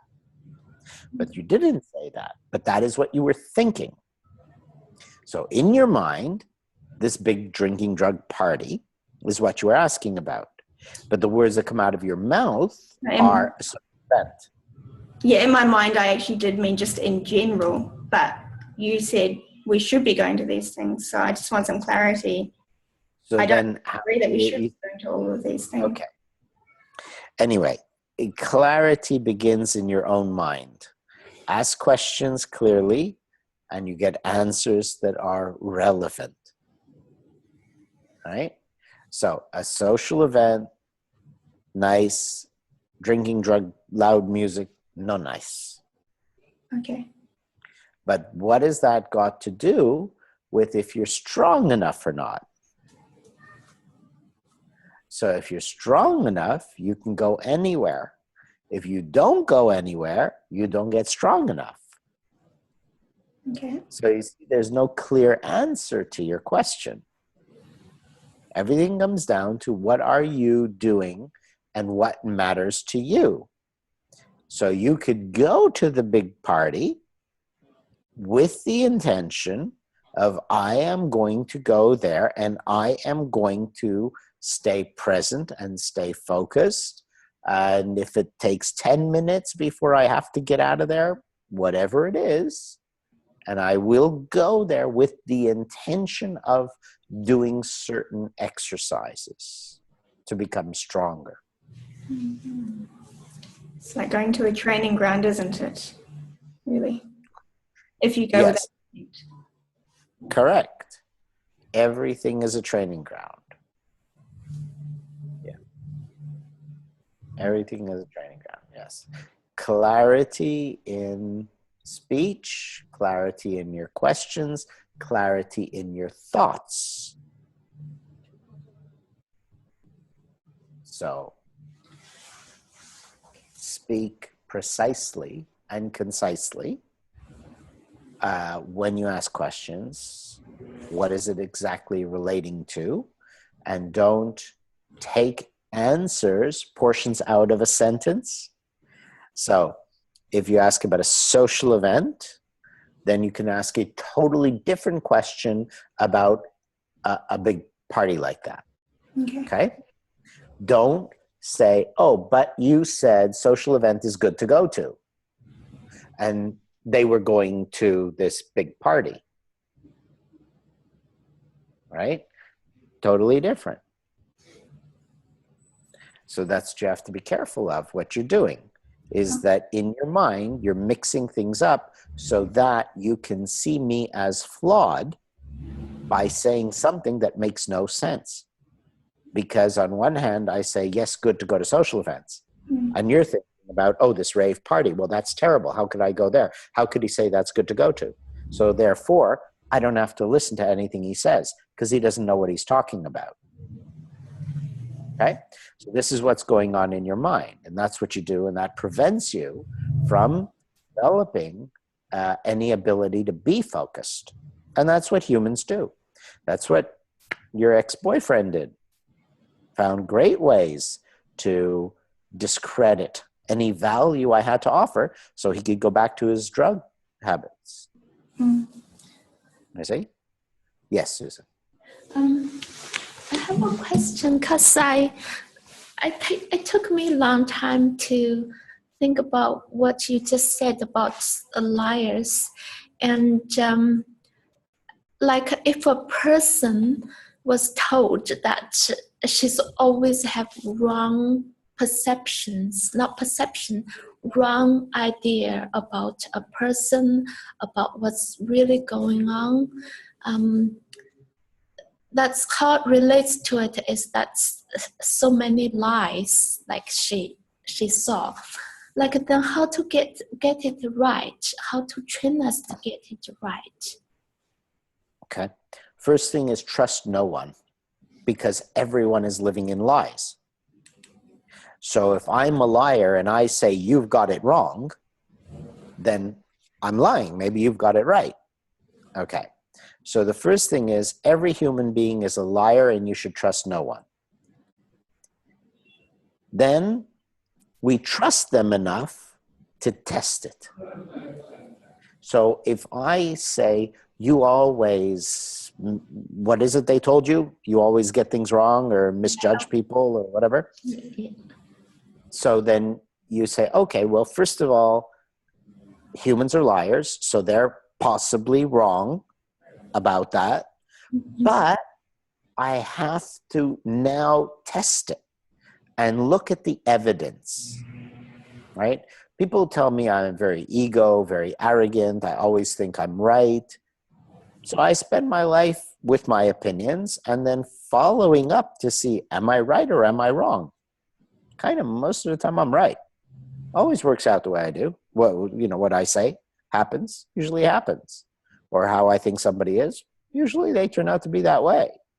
So I'm always open to being wrong, but I look at, it's like, for example, if a thief tells you you're a bad person because you steal, right? Why would I listen to that person? Because they're a thief.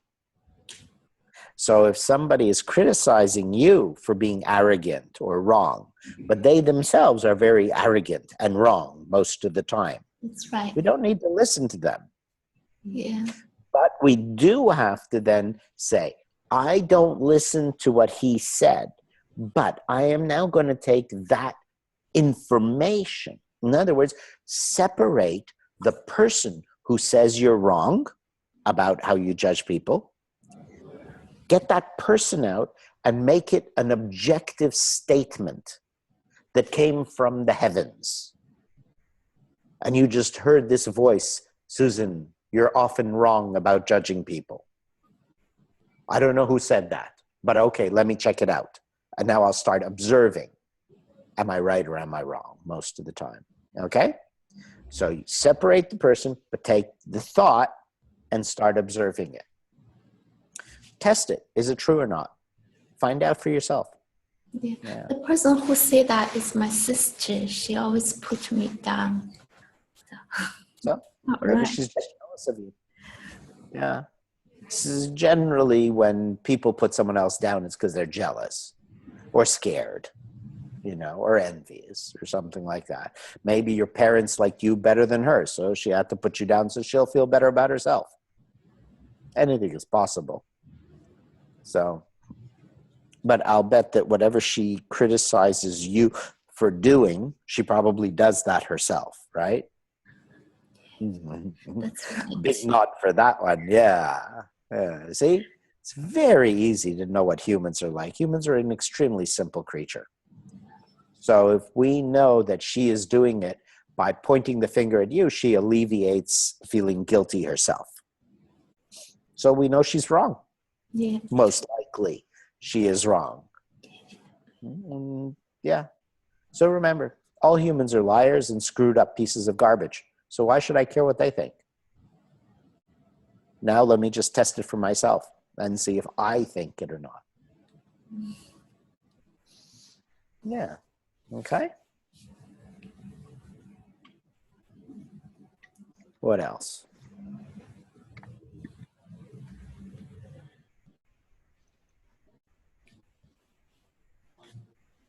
I think the reason I asked that question earlier about, those people who seem to have found a purpose in life, whether it's, graphic design or saving catfish or whatever it is, they've found what they claim to be a purpose and they're going for it. And they seem happy and they're achieving things even, right? Some of them do become quite successful, I mean, yeah. So, Financially successful, please. what's that?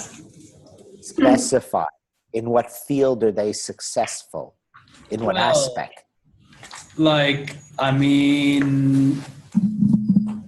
I guess, okay, it's not like Donald Trump is a complete buffoon, but he's extremely successful. He has big buildings. Specify. He has a lot of money. He's a president. Specify in what way is he successful? Financially, Yeah. politically. Yeah. Okay. So it's important that you always, and everybody again, precision in speech. No vague statements. Okay. I'm thinking of people who for example, sometimes I see the actual work I do, my job and such, as pointless and become unmotivated. But other people seem to really see a point and they really dive into it and they get a lot of work done. So they maybe get promotions or they earn more money or they're just happier. So they appear successful in these manners, right? Correct. And then you have to say, so they are successful in making money. Yeah. And in being satisfied with their life. Yes. Because you said they're successful. If Crystal, with her view of what successful would be, believing that she wants to be spiritual, she would not call them successful, would you? Just because they're making money. No. So therefore, your use of the word successful is flawed because different people in this tiny room will interpret that word in different ways. Therefore, you cannot communicate.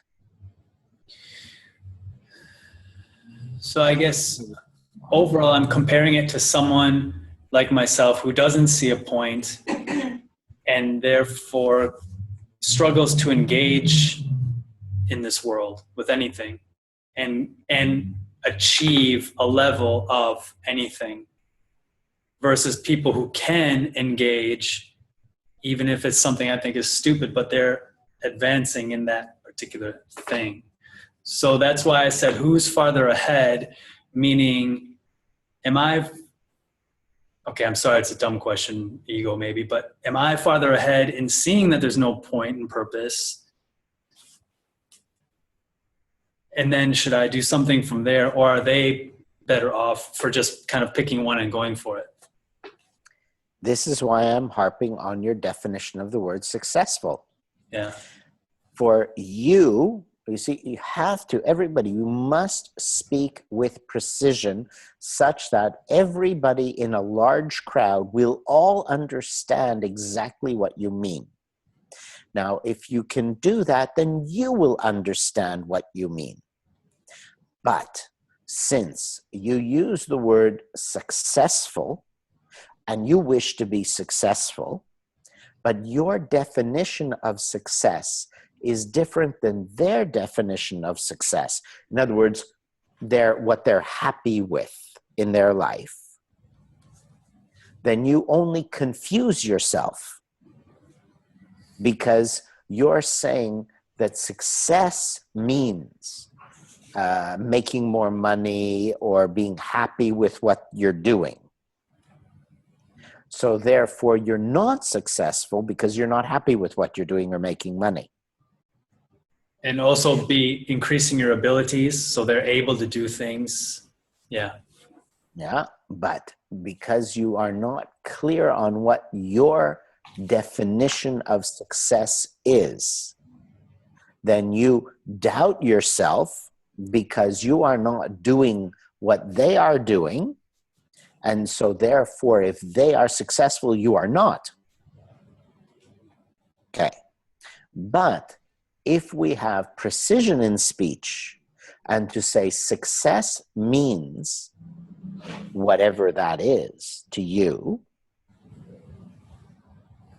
is success being eaten as a roast lamb?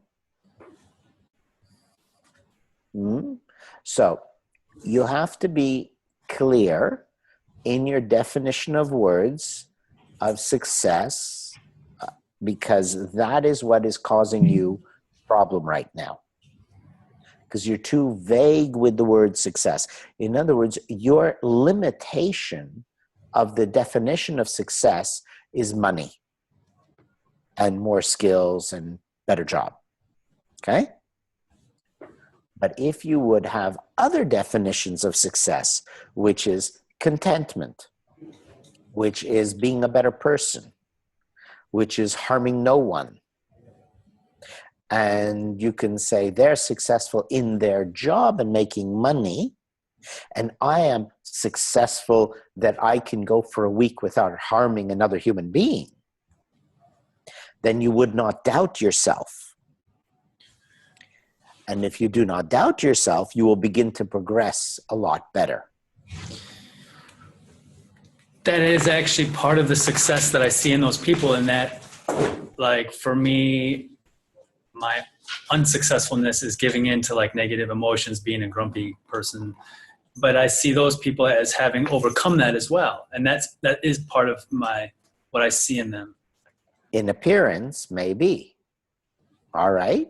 So then if they have achieved everything you would like to achieve, you don't need to ask if they are more successful than you, right? That would be obvious. So then why even ask the question? And I'm not being facetious. Yeah. Question is, oh, sorry. Well, question is, why ask so obvious a question? Yeah, go on, sorry.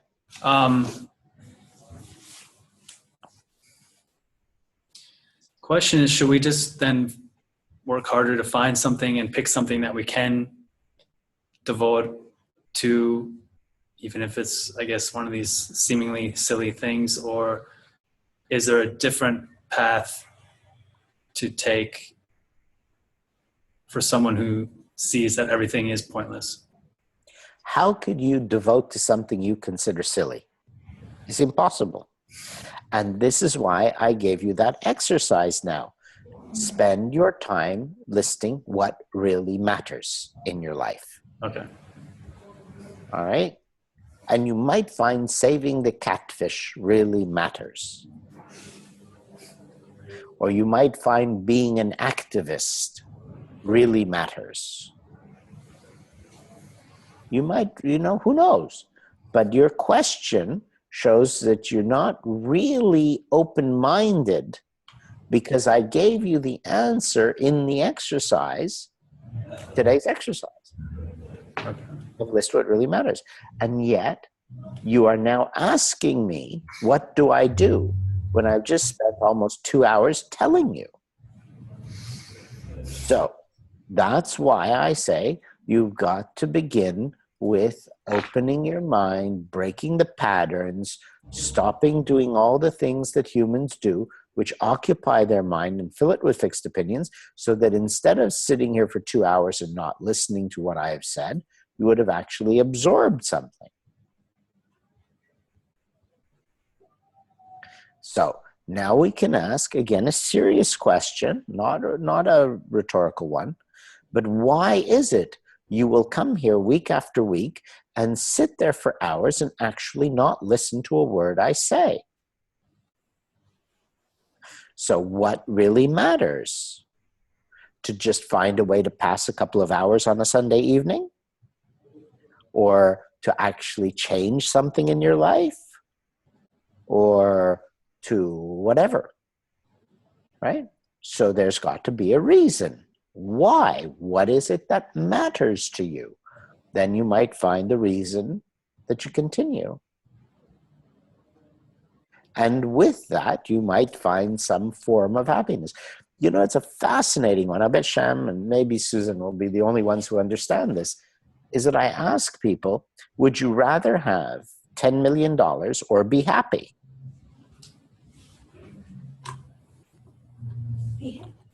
Right? Be happy, right? Yeah, right, Sham? And Chris's answer was, but I couldn't be happy unless I had the money. I would be happy. I would rather be happy. But you remember? He couldn't get your head around it. How can I be happy if I have no money? I can't imagine being happy with no money. Because he couldn't even understand the question. Right? So now you can maybe start getting somewhere, right? You understand? Okay? So. Because you could. Mm-hmm.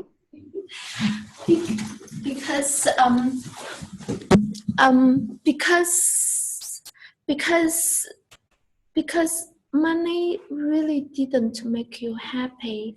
I was there when I was in China, and everybody admire me, but I wasn't happy. So I deeply understand that money cannot make you happy. Yeah. Money may not buy happiness, but it certainly does buy you out of problems that cause you misery. Especially the money is not you made it. It's just still not yours. You don't feel it's quite attached to you. Yeah, everything is different. But you see, the point I'm trying to help with Chris is that understanding what really matters.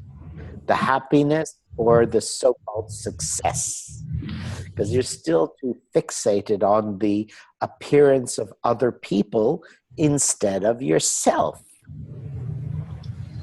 Everything goes up, but they are happy, they are this, they are that. Forget it. You, what are you doing? And so I told you what to do, what really matters.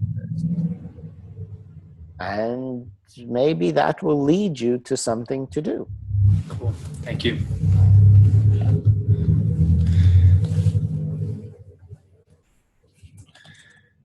I think that's something we do quite a lot, something I notice is comparing myself with other people rather than actually looking at what am I doing, where am I at compared to where I was. And Yeah. The hell with everybody else.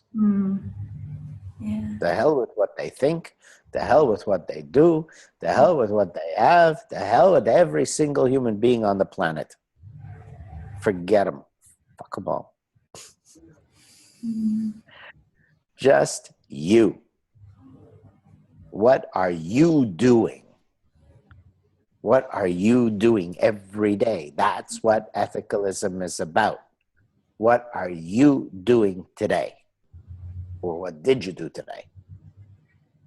And there you will find success. Right. So that's why use precision in your speech. When you speak, make sure that no matter what you say, if there's 100 people who hear you, every single one of them will understand exactly the same thing. You know, you don't want to ask, what did he mean? And you get 5 different opinions. You want to get everybody, 100 people, everyone has only one opinion. What did you mean? All right. That would help you a lot so that you stop living in your imagination of what success is. Because you're never going to achieve that. Yeah. Not that I mean you're never going to achieve money and this and that, but I mean your imagination of success distorts your potential of achieving it. All right. Okay, so it's 9 o'clock there for you, huh? Yeah. How are you doing, David? I could talk to you for a little bit longer. Anyone else have to leave, or are you keen to stay a few minutes? Susan, how are you feeling? Do you need to go? Yes, at 9 o'clock I will leave. Yep. Okay. Okay. So 5 minutes. Last week we watched a video from the All Is Mind teachings about specifically the 3 natures. And we did an exercise here, all of us minus Crystal, looking at each other's natures and our own. And yeah, so we looked at, that's it basically. So did anyone else, have you looked at that any more throughout the week or have any questions about that?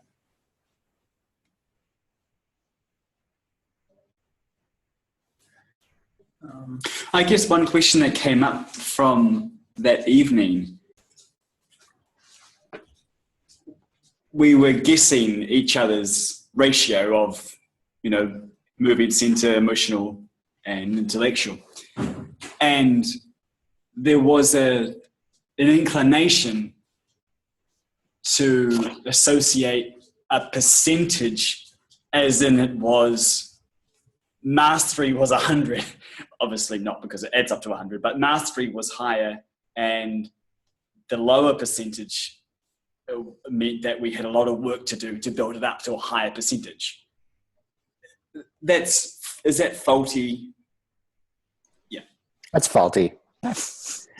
You've understood perfectly what I said. Yes. Thank you. Right, yeah. It's just a balance. And a balance,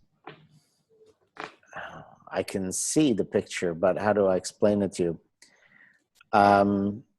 Imagine yin yang is a balloon of black water and white water in a dish. And it doesn't stay even, but sometimes the white one gets bigger and the black one gets smaller, and then the black one gets bigger and the white one gets smaller. Okay? So balance of the natures is such that whatever the moment calls for, then that nature interacts, because that's the appropriate nature or aspect for that situation. So it is not building one up and building another up, but it is in being able to be what is necessary at that moment.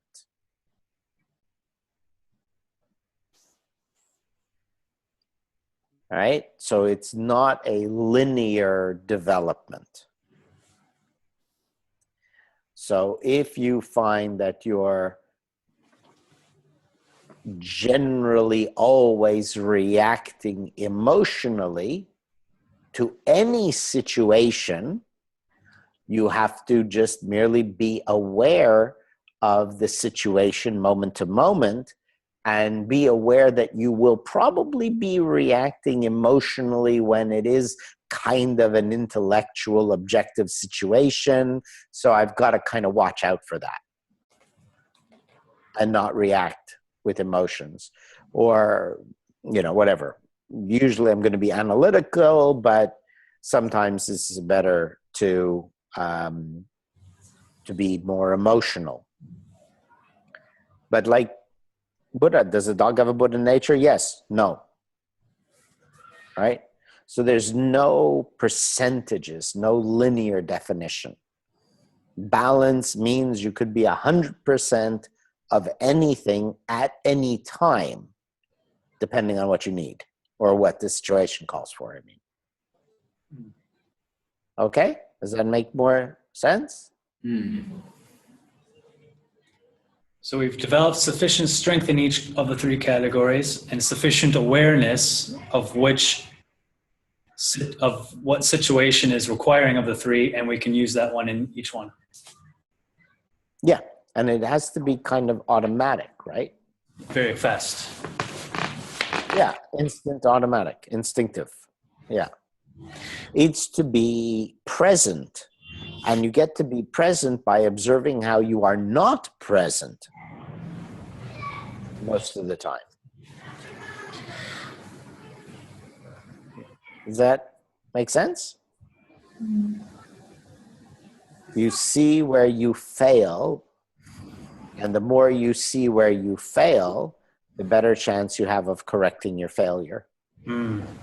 Like we see, it was just a simple thing of doing the work, but I reacted emotionally, and that made me spin out and not able to do just the quick job at hand. And that's after the fact you're talking about. In this right? case, yes. Yeah. So you have to always be putting in the effort to during the fact. Is that the right way to put it? Or before, right? Before. Well, during, as it's happening. If you could do it before, that means you can predict the future. And nobody's doing that all too well. So we're talking about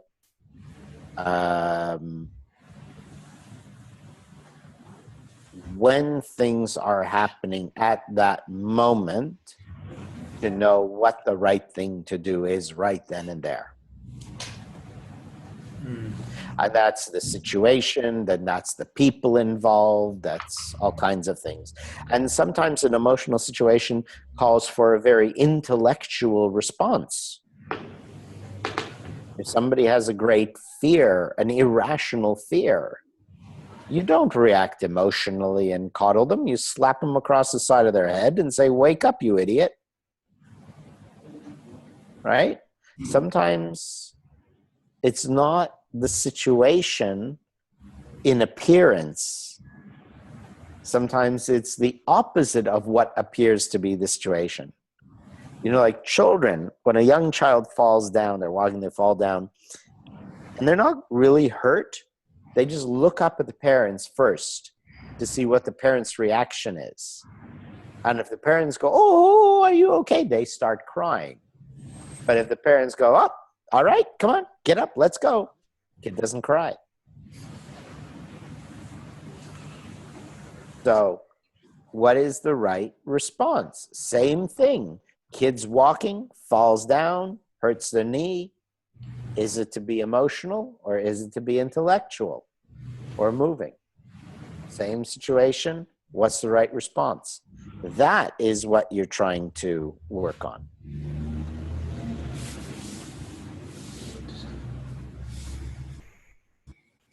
She was just agreeing.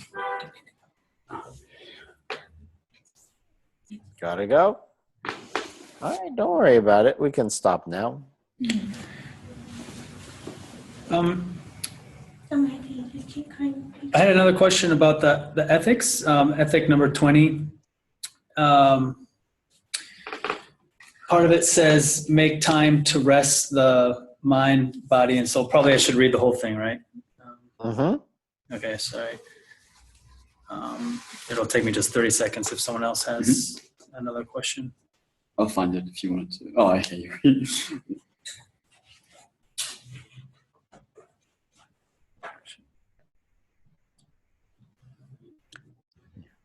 4 o'clock, okay.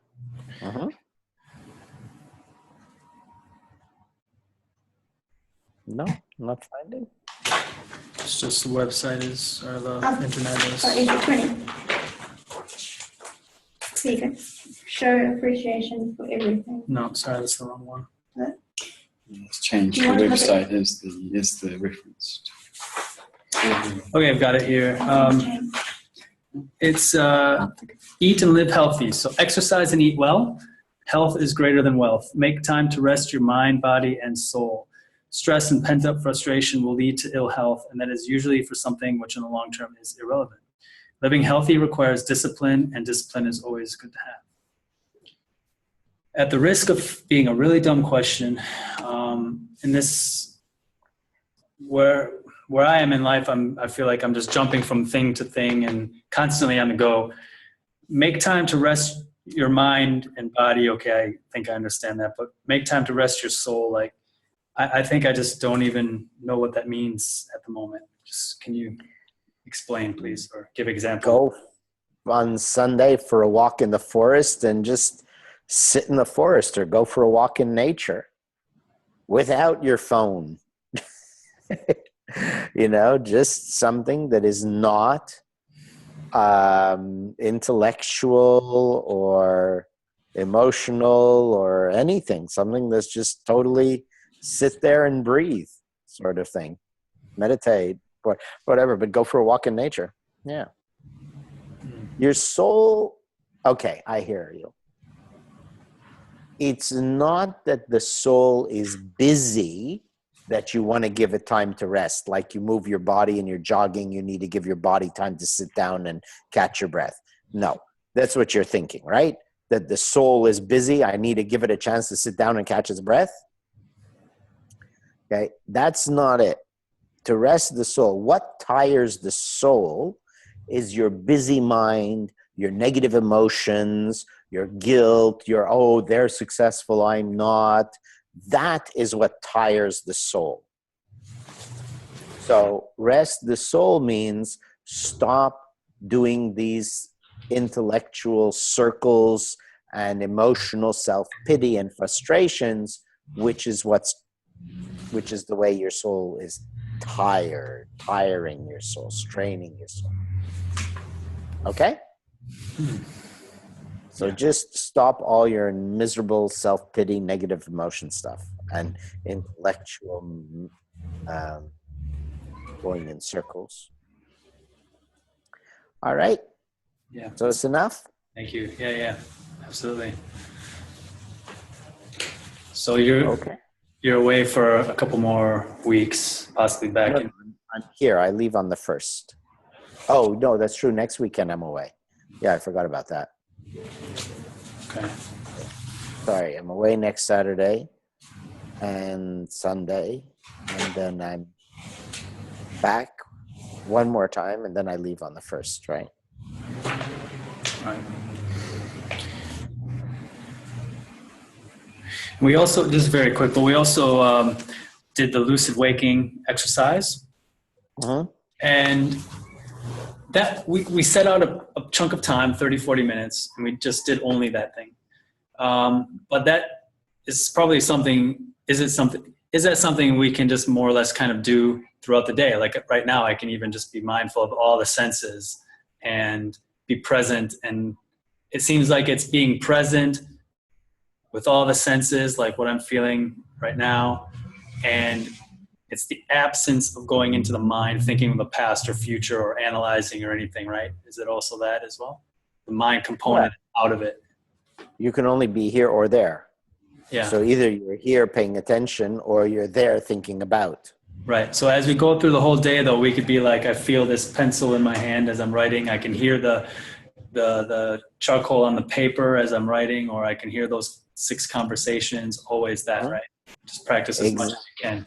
Lucid waking, you can be doing 24 hours a day, 7 days a week. Yes, constantly. I do it. If I go for a walk, I feel the cracks or bumps or pebbles under my feet. So you're constant. I'm always aware of the things that are going, as much as possible, but always paying attention to things.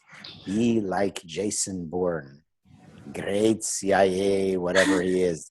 He's aware of everything because who knows who's coming to kill him. Yeah.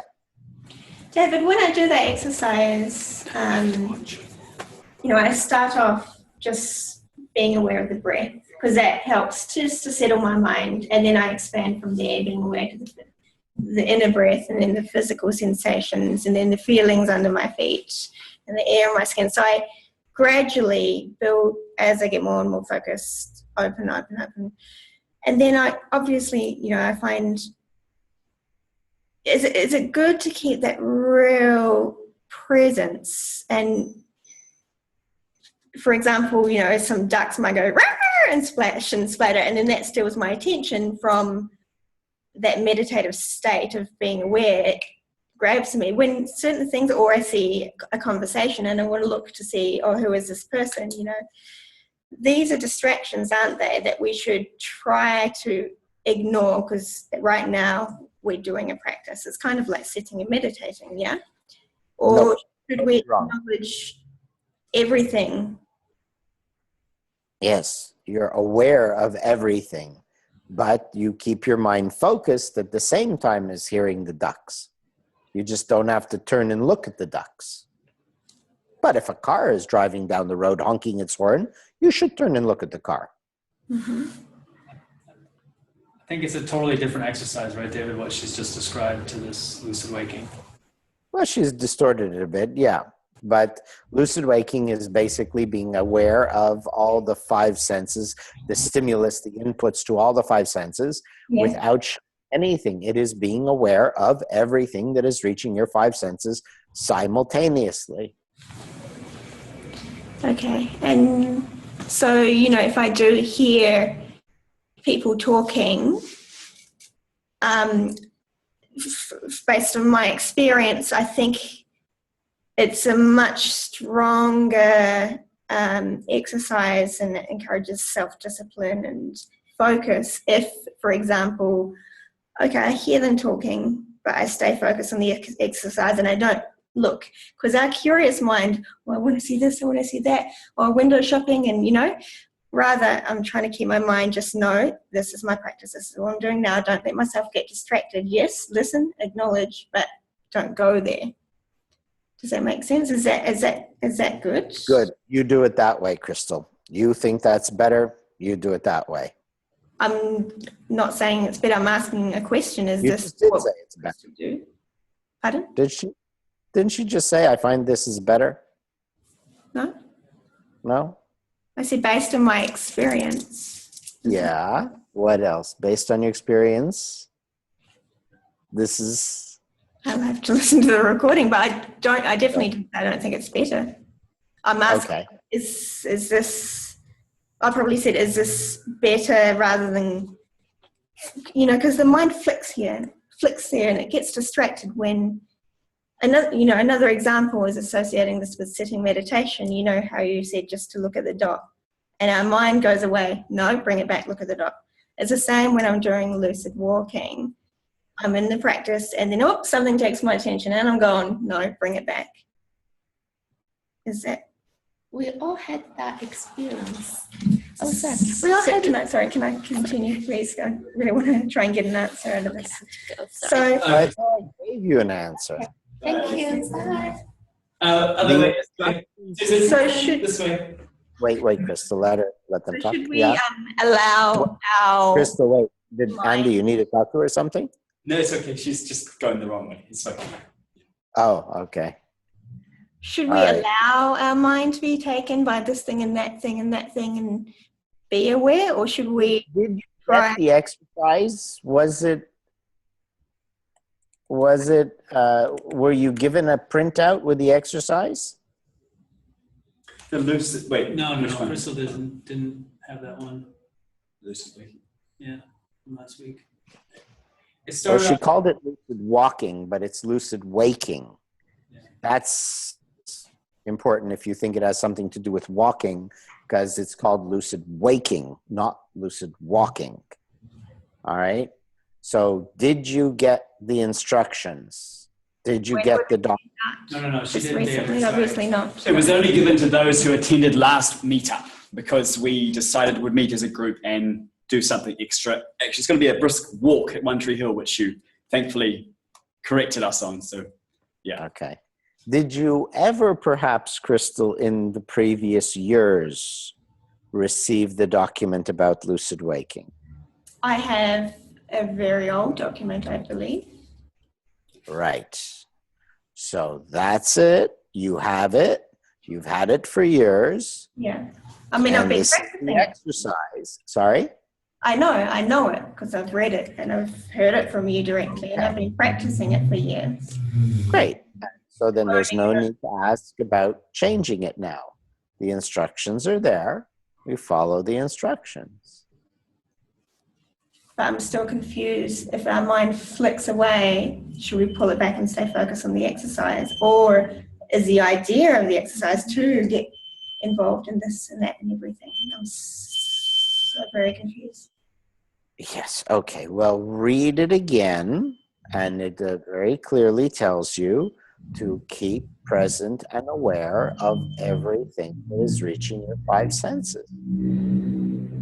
There's no flicking. Not flicking. Input is coming to your five senses, and you are registering and aware of it all. So it's different to the sitting meditation where you sit and you stare at the dot and the mind flicks onto pancreas. Crystal, Bringing it. this is lucid waking exercise. Do not mix, melt, change, adapt, divert to other exercises. This is one exercise. You do what this exercise tells you to do. Then you do the other exercise of sitting meditation and focus on the dot, and you do that exercise. Don't take portions out of a sentence. If we're talking about the lucid waking exercise, you do not bring in, oh, but in the sitting meditation, we do that. Right? If you're cooking if you're doing a dehydrating of drying fruits, you don't pour soup water onto it. Okay? You're either dehydrating fruits or you're making soup. You don't do the two together. Neither one will come out well. Or maybe the soup will be good. But, okay? Stick to the exercise. Don't be bringing in other things, because that's just your way of diverting the attention from doing anything correctly. Okay? Is there a document that's been sent out recently that in about Just admitted that you had it. it's very old, like 10 years old? Same I'm one. sure ink in the computer has not faded. It is the same one. I'm just making sure that I'm up to date with what And you told me that I've shown you and talked to you about it several times. That is the exercise. Yeah. David, if I might just explain something about being present, I find it difficult. And I find it difficult because when I have, in this case, a project coming up, which is quite big, I feel a nervous energy that I keep on going forward to the moment when that's going to start. And I find it difficult to be here. It feels like it's pulling me away from the moment, or I should be thinking about it. That's just typical. You should be thinking about it. What it? The job or being here? The job.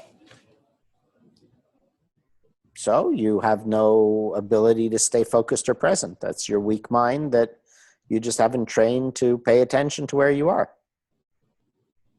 Okay. So if you ever did the exercises and worked harder at being present, you might be able to be here. Okay. But, it's what humans generally do. You're just really, you're just easily distracted and going off to things that you find more entertaining or interesting or different or whatever it may be. Yeah. I don't know why, is this job going to be a lot of fun or a lot of money or anything special about it? In a way, it's important for my reputation. This is a very important job for my reputation. Because of some mistakes I made in a previous job, I've been given a second chance, it feels like. that's what it feels like to me. And what does having a good reputation give you? More work, peace of mind. And is that why you work? To have more work and peace of mind? I work for my freedom. For your freedom. All right. And doesn't money come into play here? Definitely. More like being honest here. Yeah. But you didn't say that right away. But when I said money, look at your expression. Right. So you see what matters most to you. You came up with a whole bunch of lies when the truth was the money. Right? Why else do we need a good reputation to have more work? Right. To make more money. Right. Okay? That's why the exercise is what matters most to you. Okay. That's good about the job. Now, why do you come to the talks, these meetings? What for? What's the purpose? Because you're a good guy. Okay. So what matters most to you if you come to these meetings, but you're thinking about a job to make money? Yeah, that's conflict of interest. Is it? There's no conflict of interest. Yeah, sorry, that was a wrong term. That was Priorities. Yeah. So what matters most to you is money. Okay. So that's the exercise. What really matters to me? Then we look at the evidence to see, how do I conduct my life? If I am somewhere, do you really come because I'm a good guy? No, I hope not. No, I come because I feel like you're the hope I have. What you teach gives me hope. Hope for what? Hope for that I may achieve something more than what I am right now. Okay, be a better person. Yeah. Great. Okay, so when you do the exercise of what really matters, and you do all of that, you'll come to the truth, maybe. We don't know, right? You'll do the exercise, you see what happens. But in this little discussion, that money really matters, okay? And that becoming a better person is far down the list to money. Money is so much more important to you than becoming a better person. Okay. So if you do this exercise correctly and you start to discover, which means that you are removing the lies, so you see truth, not lies, then you may actually change what really matters in truth. See, if you believe a lie that becoming a better person, if you believe becoming a better person is the most important thing to you, but now the evidence is it's a lie and money is more important to you because you're thinking of money instead of actually being here to become a better person, right?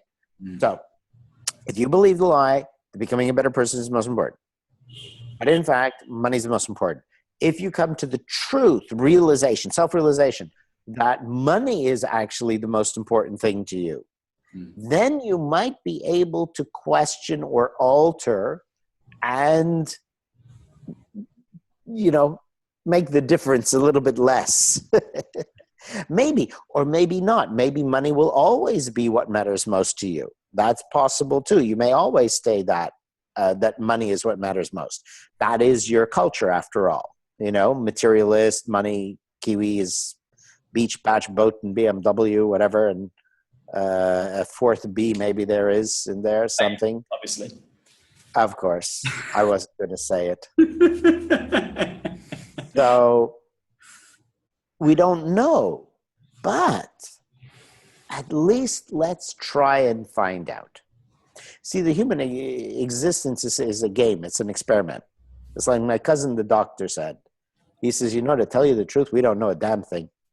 He said, the textbook says, if the symptom is this, give him this drug. If it doesn't work, try that drug. And if that doesn't work, try the other drug.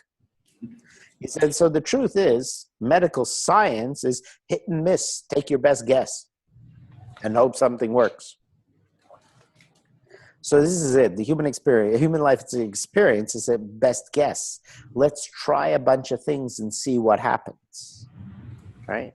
See, I feel that the correct way to do this is to make, sorry, the way that I feel that you've been talking for a long time actually, is to make my work, well, actually what Crystal was saying really, to make, in this case, it wasn't a party, but my work, to make my work the training ground. Right, I know you've said that so many times, that kind of concept, and I just haven't quite got it the right way around. I've got the money and the work first, and then if I get lucky, if I get a minute, I'll make it a training exercise. I don't understand the flip of that. Because you actually think that you're trying to be a better person, but you aren't. You're trying to be a better person so you can make more money. So you're not really trying to be a better person. You're trying to have more money. And yes, it's true. We've not been able to get you past your fixation on money. So if you do this exercise, what matters most, maybe that will break away a little bit or chip away a little bit at your lies, self-lie, that you want to be a better person instead of you just want more money. Okay, so just keep on asking, if it's money, why the money? And just keep on going and examining. Yeah, what really matters? What really matters? And you don't have to go too deep, you can just keep listing whatever things are that what really matters. And and does that really matter? Does it really matter? Does it really matter? And it's one way that might change things. But if you watch, I don't know, you're not filming yourselves, but if you had that, and saw your expression when you went, yeah, of course the money. I mean, that was like, okay, well, we know where his values are.